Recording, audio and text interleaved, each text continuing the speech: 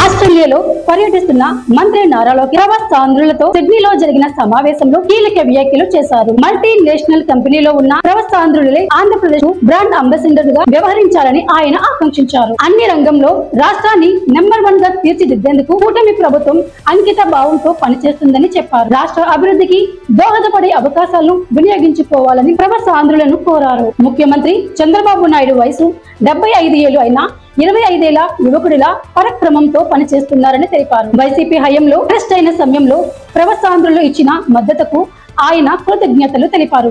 ప్రస్తుతం ఏపీలో double engine bullet ట్రైన్ల ప్రభుత్వం పనిచేస్తుందని అన్నారు. కేంద్ర ప్రభుత్వ సహకారంతో విశాఖపట్నంలో గూగుల్ డేటా సెంటర్ నిర్మాణం జరుగుతోందని, ఆర్సలర్ మిట్టల్ స్టీల్ కంపెనీ కూడా ఏపీలో పెట్టుబడులకు సిద్ధమైందని వివరించారు.